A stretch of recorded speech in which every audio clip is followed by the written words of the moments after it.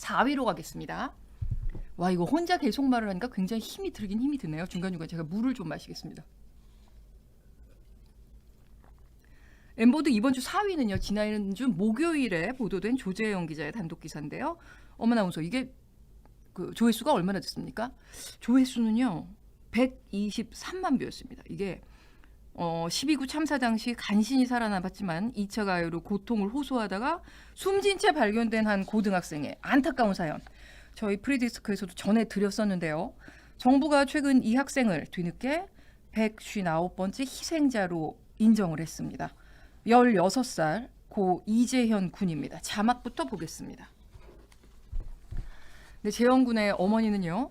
아들에 대한 그 한덕수 총리의 발언을 듣고 아들의 명예를 회복하겠다는 결심을 하고 MBC에 실명을 공개했습니다.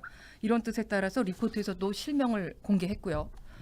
자, 이재현 군 2006년 4월생입니다. 생년을 보니까 얼마나 짧은 생을 살고 하늘나라로 간 건지 정말 실감이 납니다. 2006년이면 네, 16년. 아시다시피 재현 군은요.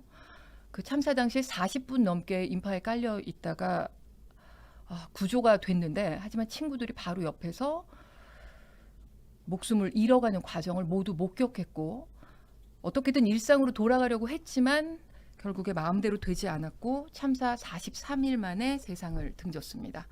어머니는 그 처음 취재팀과 만났을 때만 해도 아들의 이름이나 얼굴을 공개하는 것을 원하지 않으셨어요. 그런데 2차 가해에 그 재현 군이 힘들어하고 있었는데 이 재현 군의 사연이 보도된 이후에 한덕수 국무총리가 재현 군이 생각이 좀 더 굳건하고 치료를 좀 더 열심히 받았다면 이런 생각들이 좀 강해져서 나아지지 않았을까.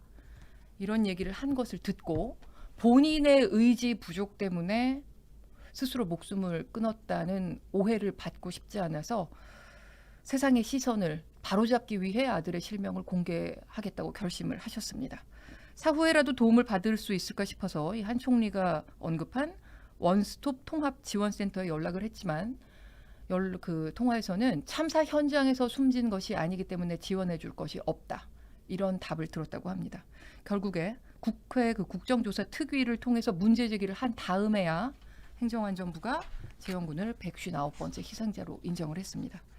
참사에 숨진 분들뿐만 아니라 살아남은 사람들, 또 고인 주변의 뭐 유족이나 친구들 이런 사람들이 어찌 보면 모두 희생자일 겁니다. 그러니까 우리 사회가 이 모든 분들의 마음을 위로하는 분위기로 좀 만들어줬으면 좋겠습니다. 댓글에도 이런 취지의 얘기가 올라와서 제가 하나 읽어드리고 싶습니다. 솔서맘님이 올려주신 댓글인데 2,400명이 공감을 해주셨어요. 혹시 이 글을 보고 있을 수 있는 다른 생존자분들 부디 자신을 탓하고 괴로워하지 마십시오. 당신의 잘못이 아닙니다. 친구들, 가족들, 연인들, 동료들이 생존자들이라도 더 잘 살길 간절히 바랄 겁니다. 아프지 마십시오. 재현 군의 명복을 빕니다. 부디 그곳에선 아프지 않고 힘들어하지 않길 바랍니다. 그리고 어머니 힘내세요. 이러셨습니다. 많은 분들이 그 희생자들을 위로하고 있습니다. 그 마음이 훨씬 더 큽니다. 거기에 힘을 좀 얻으시길 바라겠습니다.